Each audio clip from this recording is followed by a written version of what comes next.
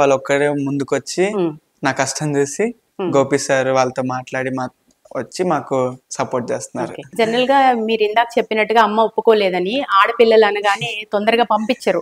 అది స్పోర్ట్స్ అయినా సినిమా రంగం అయినా తొందరగా ఆడపిల్లలు ఎందుకు అని ఒక మనం ఏం చేస్తాం, మనం ఏం సాధిస్తాం అనేది ఉంటుంది. కానీ మీరు ఒక ఆదర్శం నిజంగా అటువంటి వాళ్ళకి కదా. కానీ నాన్నకు చేయని నేను విన్నాను మీరు, అంటే ఏదైనా కూడా నాన్న చెప్పాలి. ఇప్పటికీ షాపింగ్కి వెళ్ళినా అన్ని సెలక్షన్ అంతా నాన్నే, ఏదైనా నాన్న చెప్పాలి. అవునా? అది కరెక్టే మ్యామ్. ఏంటంటే కాంపిటీషన్ కి వెళ్ళాలైనా కానీ ఏ డిసిషన్ తీసుకోవాలైనా, ఇప్పుడు నేను ఒక చిన్న వస్తువు కొనాలైనా, నేను ఏదైనా తినాలైనా, ఏదైనా తింటున్నా అన్నా, ఏదైనా కొనాలైనా ఫస్ట్ డాడీని అడిగే, డాడీ ఇది చేస్తున్నాను, ఇది ఓకేనా, లేకపోతే వద్దా. ఆయన వద్దంటే అప్పటికి వద్దు, లేదు అంటే నాకు అది ఇంకా ఇష్టం ఉంటే కొంచెం బతిమలాడుకుంటాను, లేదు అసలుకే వద్దనడానికి వదిలేస్తాను, లేదు నేను బతిమలాడుకునే దానికి ఓకే చెప్పేస్తాడు. సో నేను అందుకని చెప్పి ఇప్పుడు కూడా నా బట్టలు నేను కొనుక్కోను, మా డాడీ కొనిస్తాను. నాకు నాన్నంటే ఇష్టం, పిల్లలకి తెలివితేటలు ఎక్కువ ఉంటాయి. అంటే చిన్నప్పటి నుంచి మేము ఎలా అంటే అటాచ్మెంట్, ఏంటంటే మేము ఒక 5 members, అంటే డాడీ, మమ్మీ, నేను, మా 2 తమ్ముళ్ళు. ఏదున్నా మేమే షేర్ చేసుకునే వాళ్ళం, మేమే మాట్లాడుకునే వాళ్ళం. ఏదైనా డిసిషన్ తీసుకోవాలన్నా ఒకలే తీసుకోలే వాళ్ళం కాదు. మేము నలుగురికి చెప్పేసి, ఉన్న నలుగురికి చెప్పి మీరు ఓకేనా, అందరు ఓకే అంటేనే డిసిషన్ తీసుకునే వాళ్ళం. బట్టలు కొనాలన్నా కానీ అందరం ఒకేసారి వెళ్ళడం, అలా చేసి, సో అలా అటాచ్మెంట్ ఎక్కువ పెరిగిపోయింది అనమాట.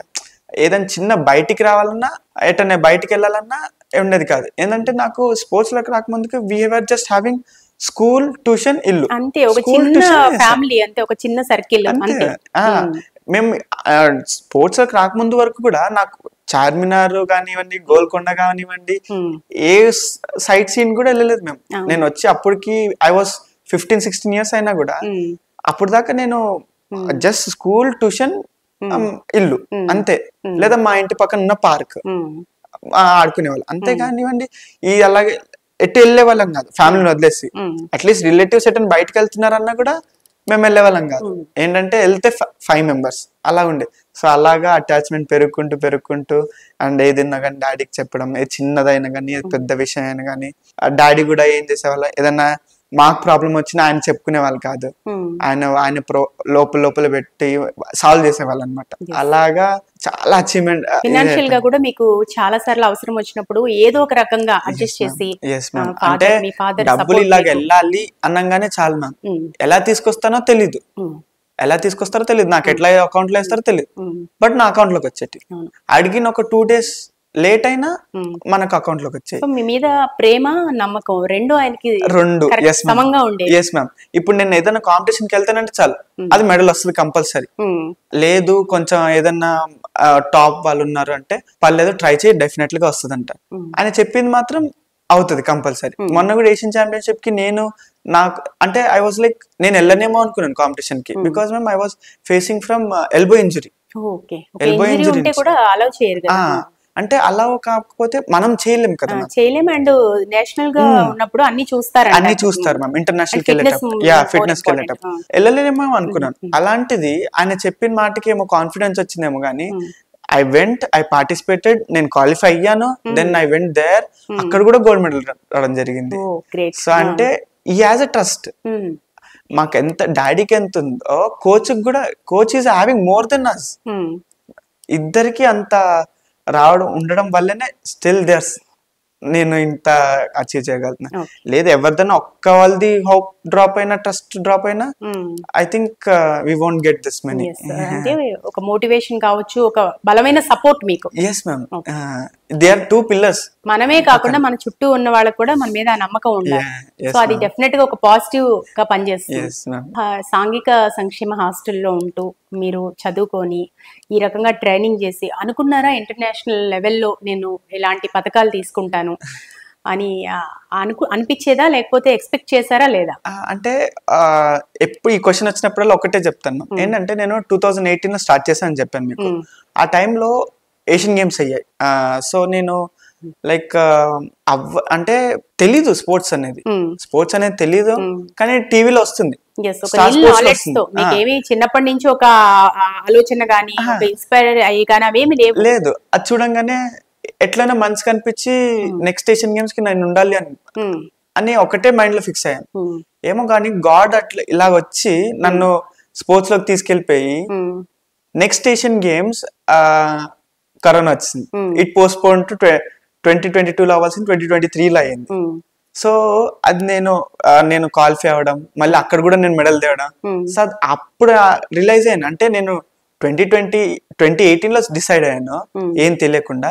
ఇప్పుడు చూడండి 4 years అయింది, నెక్స్ట్ ఏషియన్ గేమ్స్ కి నేను ఉన్నాను, మెడల్ కొట్టాను in the heptathlon event. So అక్కడ అనిపించింది, అంటే లైక్ ఏ మనిషి అయినా కానీ విల్ పవర్ తో హార్డ్ వర్క్ చేసి మనం చేయగలము, అది ఎంత దూరమైనా కానీ చేయగలము అని ఉంటే డెఫినెట్లీగా అచీవ్ చేస్తాం. సో మీ స్ట్రెంగ్త్ కూడా మీకు తెలిసి వచ్చింది. ప్రతి ఈవెంట్ లో కూడా మీరు పార్టిసిపేట్ చేయడము, ప్రతి అంటే ఛాంపియన్షిప్స్ లో పార్టిసిపేట్ చేయడము, విన్ అవ్వడము, అది కూడా గోల్డ్, అంతే కదా? Yes ma'am. అంటే 2023 లో బ్రాంజ్ మెడల్ గెలిచాను.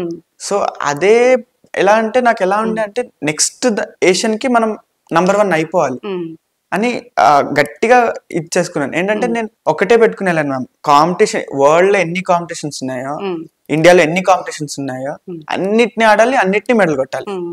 So I have finished my ఇండియాలో ఎన్ని ఉన్నాయో జూనియర్ నుంచి సీనియర్ వరకు అన్ని దాంట్లో మెడల్స్ ఉన్నాయి.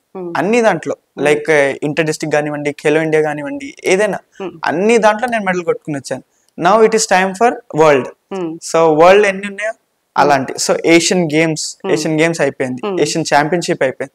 Next my target is for world championship, then commonwealth, then Olympics. ఇంకా నెక్స్ట్ మనకి వరల్డ్ ఛాంపియన్షిప్ ఉంది ma'am. It is in Japan, Tokyo. So I have been qualified for that. So నేను వెళ్ళాలి, అక్కడ కూడా మెడల్ కొట్టి 2025 సెప్టెంబర్ లో ఉంది, ఫ్రమ్ 13 to 24 వరకు. 2 months after 2 months. Yeah, yes ma'am. Okay, all the best. So I'm really excited. ఏంటంటే first Indian women to qualify for the world championship అన్నమాట. ఇప్పుడు దాకా మన హెప్టాథ్లాన్ ఈవెంట్ లో క్వాలిఫై అవ్వలేదు. So now I have been qualified for that. So I wish by God grace definitely నా hard work అందరి blessings తో నాకు మెడల్ వస్తుందని. డెఫినెట్ గా, ఎందుకంటే మీ గ్రాఫ్ చెప్తుంది. ఓకే, డెఫినెట్ గా అచీవ్ చేయాలని మేము కూడా విష్ చేస్తున్నాం. సో జనరల్ గా ఈ స్పోర్ట్స్ లో ఉండే వారికి ఎక్కువ పాలిటిక్స్ ఉంటాయి, అంటే బాగా ఎదుగుతున్న వారిని అణగదొక్కే ప్రయత్నం చేస్తారు. అండ్ ఈవెన్ పంపించడంలో కూడా, క్వాలిఫై చేయడంలో కూడా మీకంటే కొంచెం తక్కువ పాయింట్స్ ఉన్న వాళ్ళని కూడా పొలిటికల్ ఇన్ఫ్లుయెన్స్ ఉంటే పంపిస్తారు, ఇట్లాంటివి వింటుంటాం. అలాంటి ప్రాబ్లం ఎప్పుడన్నా మీరు ఫేస్ చేశారా? అంటే ఇది అథ్లెటిక్స్ మ్యామ్, అంటే టీమ్ ఈవెంట్స్ లో ఉంటాయేమో కానివ్వండి, అంటే టీమ్ ఈవెంట్స్ లో విన్నాను కానీ అథ్లెటిక్స్ లో అనేది ఎట్లా ఉంటది అంటే మ్యామ్, ఇట్ ఈస్ లైవ్ గా ఉంటది. లైవ్ గా ఉన్నప్పుడు ఏమవుతుంది అంటే మనకి పర్ఫార్మెన్స్ కూడా లైవ్ లో చూపిస్తారు. సో మనకి లైవ్ లో చూపిస్తారు, అన్ని లైవ్ లో ఉంటది కాబట్టి they won't be any politics. ఇప్పుడు పాలిటిక్స్ ఉన్నా మన లైవ్ తీసుకుని ప్రూఫ్ తీసుకుని వెళ్ళి చూపించచ్చు, దట్ ఇదిగోండి ఇట్లా అయింది, మేము ఫస్ట్ వచ్చాం, మాకు ఎందుకు ఇచ్చారు అనేసి. So till now by God grace I did not face అలాంటి సిచ్యువేషన్. ఎటువంటి మ్యానిపులేషన్స్ కి ఇక్కడ చోటు ఉండదు, ఎందుకంటే ఇది లైవ్ పర్ఫార్మెన్స్. అండ్ ఇంకొకటి it's depends upon there performance. మన డెడికేషన్ తో మన హార్డ్ వర్క్ బిల్డ్ అయి ఉంటుంది. సో మనకి దాంట్లో లైక్ మన హార్డ్ వర్క్ చేసాము, మన డెడికేషన్ తో డిసిప్లిన్ తో చేసాము, వేరే వాళ్ళు వచ్చి లాక్కునడం అనేది ఉండదు దీంట్లో. అథ్లెటిక్స్ అనేది it's depend upon your individual. So మీరు ఎంత ఇచ్చేస్తారో, లైక్ నేను ఎంత బయటికి పర్ఫార్మెన్స్ ఇస్తానో బేస్డ్ ఆన్ దట్ ఓన్లీ మనకు కాంపిటీషన్స్ ఉంటాయి. అంతేగానివ్వండి అదే అంటారు, but still no I did not face anything by God grace. So I think athletics లో అయితే అలాంటివి లేవు. సో ఇప్పుడు మీ వింగ్ వచ్చేసి హెప్టాథ్లాన్. సో దాంట్లో ఎన్ని ఈవెంట్స్ ఉంటాయి, ప్రాక్టీస్ కి ఎంత టైం అవసరం అవుతుంది అంటారు? మీరు ఎంత టైం ప్రాక్టీస్ చేస్తారు? హెప్టాథ్లాన్ అనేది మ్యామ్ సాధారణంగా ఎవరికీ తెలియదు. అథ్లెటిక్స్ అనగానే 100 meters, 200 meters, 400 meters, లేదా బాగా నోటెడ్ ఉసేన్ బోల్ట్ అనగానే 100 meters ఇలాంటివి ఉంటాయి, లేకపోతే throw, javelin throw, Neeraj Chopra అన్న ఇలా ఉంటది. But this is the strongest event in the world. దీంట్లో 7 ఈవెంట్స్ ఉంటాయి. సో దీంట్లో అసలు ఇప్పుడు ఒకళ్ళు 100 లో బెస్ట్ ఉన్నారు, వాళ్ళు దీంట్లోకి రాలేరు. దీంట్లో ఏంటంటే we have 100 hurdles, high jump, long jump, javelin, shot put, 200, 800. So short distance ఉంది, మిడిల్ లాంగ్ డిస్టెన్స్ ఉంది, త్రోస్ ఉన్నాయి, జంప్స్ ఉన్నాయి. So we should be all rounder, then only we can participate in this competition. So all rounder ఉంటేనే మనం ఇది చేయగలం అలాగా. So it's a toughest event అని చెప్పొచ్చు కూడా, బికాజ్ ఎవరు సాధారణంగా చూస్ చేసుకోరు దీన్ని. ఆబ్వియస్లీ, ఎందుకంటే 7 ఈవెంట్స్ లో దేనికదే దాని సపరేట్ అసలు కంప్లీట్ గా. ఏంటంటే ఇప్పుడు దానికి మనం ఎంత పర్ఫార్మెన్స్ ఇస్తాం దానికి సర్టెన్ గా పాయింట్స్ ఉంటాయి. ప్రాక్టీస్ కూడా అంతే అవసరం. ఇప్పుడు మీరు ఒక ఈవెంట్ ఎక్కువ చేశారు, ఒక తక్కువ చేశారంటే ఇట్స్ నాట్, అన్ని ఈవెంట్ లో మీరు సరి సమానంగా చేసుకుంటూ వెళ్తేనే మీకు లాస్ట్ లో వచ్చే ఒక పాయింట్స్ కి మీకు ఫస్ట్ సెకండ్ థర్డ్ ఇస్తారు. సో ఇప్పుడు ఫస్ట్ డే 4 ఈవెంట్స్ ఉంటాయి, సరే 4 ఈవెంట్స్ చేసాం కదా, నెక్స్ట్ ఈవెంట్ చేయలేము మనకి మెడల్ వస్తుందంటే, ఆల్రెడీ 4 ఈవెంట్స్ చేసేసరికి we will be full tired. Normal గా ఒక ఈవెంట్ ఉడికేసి వచ్చి they will take rest, but we will do 4 events, then మంచి రికవర్ చేసి we will be doing next 3 events next day. it is stretch చేయాలంటారా? అంటే ఇప్పుడు అంటే మధ్య మధ్యలో రెస్ట్ ఇవ్వరు, మధ్యలో రెస్ట్ ఉంటుంది. ఒక 1 hour, హాఫ్ అన్ అవర్ లేదా 1.5 hours అంతే రెస్ట్ ఉంటుంది. ఆ హాఫ్ అన్ అవర్ లోనే మన రికవరీ అయిపోవాలి. ఇప్పుడు హడిల్స్ మేము 10 o'clock చేసాం అనుకోండి, 10:30కి high jump next event, then ఇంకొక అది హై జంప్ ఆల్మోస్ట్ 1.5 hours తీసేసుకుంటుంది. అయిన వెంటనే 12 o'clock అలా పెట్టేస్తారు షార్ట్ పుట్. దెన్ ఈవినింగ్ వరకు టైం వచ్చి ఈవినింగ్ లో మనకి 200 పెడతారు అనమాట. సో అలా నెక్స్ట్ డే మళ్ళీ long jump, javelin, then last లో 800. 800 ఇస్ ద టఫెస్ట్ ఈవెంట్. సాధారణంగా ఈ స్పీడ్ చేసిన వాళ్ళు, జంప్స్ చేసిన వాళ్ళు 800 ఎవరు పరిగెత్తలేరు. ఇట్స్ 2 rounds, ట్రాక్ నుంచి 2 rounds. చాలా విల్ పవర్ కావాలి. 800 కి విల్ పవర్ కావాలి అండ్ ఎండోరెన్స్. ఎంత ఎండోరెన్స్ అంటే ఇట్స్ లైక్ మనం ఉరుకుతూనే ఉండాలి. లాస్ట్ లో నాకు ఎప్పుడైనా కానీ ఈ 400 చేయంగానే లైక్ ఒక రౌండ్ వెళ్ళంగానే అనిపిస్తుంది ఆపేస్తాయి బాగుండు, బట్ అదే టైంలో విల్ పవర్, నేను పడిన కష్టం అన్ని గుర్తొచ్చి దట్ మూవ్స్ టు ఇంకొక రౌండ్ వెళ్ళడానికి. అది first round will go on ఆ ట్రైనింగ్, మనకి ఇచ్చిన ట్రైనింగ్ తో మనం ఫస్ట్ రౌండ్ వెళ్ళిపోతాం, లేదా 500 meters దాకా వెళ్తాం.